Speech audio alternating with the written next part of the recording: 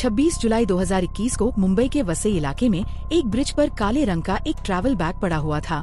लोगों ने जब उस बैग के पास जाकर देखा तो उसमें से अजीब सी बदबू आ रही थी। लोगों ने तुरंत पुलिस को कॉल किया और कुछ ही देर बाद मुंबई पुलिस वहां पहुंच गई। अब उस बैग को खोला जाता है और जैसा कि उम्मीद थी, उस बैग में से एक लड़की की डेड बॉडी निकलती है। लेकिन हैरान करने वाली बात ये थी कि उस डेड बॉडी का बाकी हिस्सा तो मौजूद था, लेकिन उसका सिर वहाँ पर नहीं था। अब पुलिस के लिए ये पता लगाना और भी ज्यादा मुश्किल हो गया था कि ये डेड बॉडी आखिर किसकी है, क्योंकि उस बैग के अंदर से कोई पहचान पत्र या ऐसी कोई चीज नहीं मिली थी जिससे उसकी पहचान हो सके। पुलिस उस डेड बॉडी की फोटोग्राफ लेती है। बॉडी को फॉरेंसिक टीम के पास भेजा जाता है और उसका पोस्टमार्टम कराया जाता है। जांच में पता चलता है कि यह डेड बॉडी पिछले 2-3 दिनों से पानी में तैर रही थी, यानी इसकी हत्या लगभग 2-3 दिन पहले ही हो चुकी थी। पुलिस उस लड़की के पहनावे और उसके हाथों पर लगी मेहंदी के आधार पर सिर्फ इतना अंदाजा लगा पाती है कि ये डेड बॉडी किसी मुस्लिम लड़की की हो सकती है।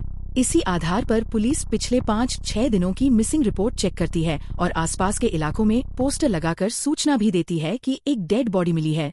अगर किसी के घर से कोई लड़की लापता है तो पुलिस को जानकारी दी जाए। लेकिन काफी कोशिशों के बाद भी पुलिस को कोई जानकारी नहीं मिलती।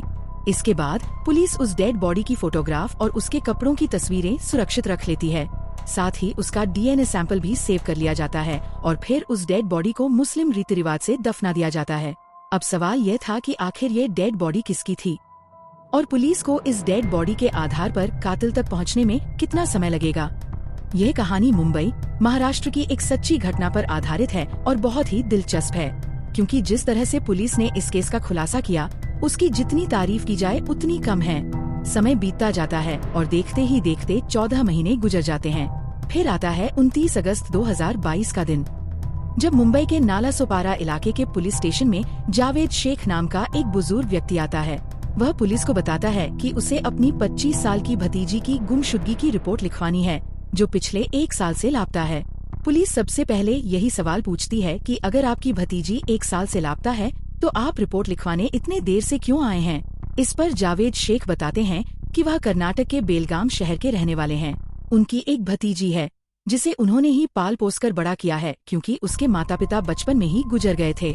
साल 2017 में उन्होंने अपनी भतीजी की शादी मुंबई के नालासोपारा में रहने वाले आसिफ से करवाई थी, जो दुबई में काम करता था।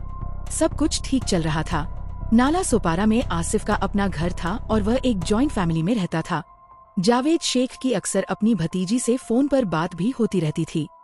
लेकिन करीब 1 साल पहले जब उन्होंने अपनी भतीजी को फोन किया तो उधर से आसिफ ने बताया कि आपकी भतीजी सानिया शेख आपसे नाराज है और वह आपसे बात नहीं करना चाहती।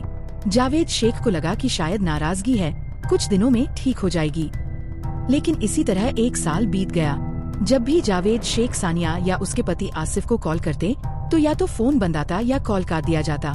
करीब 1 साल इंतजार करने के बाद जावेद शेख खुद मुंबई पहुँचे। लेकिन जब वह उस पते पर पहुँचे जहाँ सानिया और आसिफ रहते थे तो उन्हें पता चला कि वह लोग तो घर बेचकर कहीं और चले गए हैं। अब पुलिस उनकी रिपोर्ट दर्ज करती है और जांच शुरू करती है। इसी दौरान पुलिस को 14 महीने पहले मिली उस डेड बॉडी की भी याद आती है जो ब्रिज के पास मिली थी। पुलिस जावेद शेख को उस डेड बॉडी के कपड़ों की फोटोग्राफ दिखाती है। उन्हें देखकर जावेद शेख कहते हैं कि ऐसे कपड़े उनकी भतीजी के पास भी थे, क्योंकि वीडियो कॉल में उन्होंने उसे कई बार ऐसे कपड़ों में देखा था। हालांकि अभी भी कुछ भी पूरी तरह साफ नहीं था। इसके बाद पुलिस आसिफ और उसके परिवार की तलाश शुरू करती है। उनके पुराने घर में पूछताछ की जाती है। वहां से पुलिस को आसिफ की मां का मोबाइल नंबर मिल जाता है, जो अभी भी एक्टिव था। उसी नंबर के जरिए पुलिस उनके नए घर का पता लगा लेती है। पुलिस उस एड्रेस पर पहुंचती है और सानिया के बारे में पूछताछ करती है। आसिफ और उसके परिवार वाले बताते हैं कि सानिया 1 साल पहले ही घर छोड़कर चली गई थी।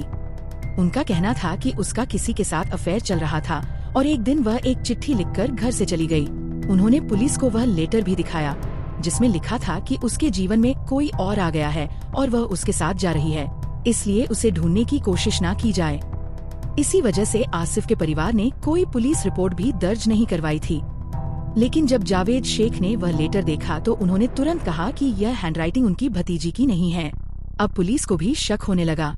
पुलिस ने 14 महीने पहले मिली डेड बॉडी के डीएनए को आसिफ और उसकी बेटी अमायरा के डीएनए से मैच कराने के लिए भेज दिया। कुछ दिनों बाद डीएनए रिपोर्ट आई और उसमें पता चला कि 14 महीने पहले मिली वह डेड बॉडी किसी और की नहीं बल्कि सानिया शेख की ही थी।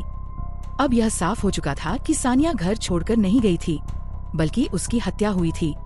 इसके बाद पुलिस ने आसिफ और उसके परिवार वालों से सख्त पूछताछ की। आखिरकार पूछताछ के दौरान आसिफ टूट गया और उसने सच कबूल कर लिया। उसने बताया कि सानिया घर से भागी नहीं थी बल्कि उसकी हत्या कर दी गई थी और जो लेटर पुलिस को दिखाया गया था वह भी आसिफ ने खुद लिखा था। जांच में सामने आया कि 2019 में जब सानिया ने बेटी अमायरा को जन्म दिया तब आसिफ के परिवार वाले चाहते थे कि वह अपनी बेटी को अपनी ननद को दे दे क्योंकि उसकी कोई संतान नहीं थी, लेकिन सानिया इसके लिए बिल्कुल तैयार नहीं थी। इसी बात को लेकर घर में अक्सर झगड़े होते रहते थे। फिर 2021 में बकरीद के दिन जब घर के कुछ लोग रिश्तेदारों के यहाँ गए हुए थे तब आसिफ, उसका छोटा भाई यासीन और उसके पिता ने मिलकर सानिया पर दबाव डाला कि वह अपनी बेटी दे दे। जब सानिया ने विरोध किया तो तीनों ने मिलकर उसकी हत्या कर दी। इसके बाद उन्होंने उसकी डेड बॉडी और सिर को अलग अलग करके समुद्र में फेंक दिया। इस काम में आसिफ के बहनोई ने भी उनकी मदद की। उन्हें लगा था कि समुद्र में फेंकी गई बॉडी कभी नहीं मिलेगी, लेकिन पुलिस ने डेड बॉडी के डीएनए और फोटो संभाल कर रखे थे और 14 महीने बाद वही सबूत इस केस को सुलझाने की सबसे बड़ी कड़ी बन गए। इस केस में पुलिस ने 4 लोगों को आरोपी बनाया है: आसिफ, उसका छोटा भाई, उसका पिता और उसका बहनोई। इन सभी के खिलाफ संबंधित धाराओं में मुकदमा दर्ज किया गया है और केस की कानूनी कार्रवाई जारी है।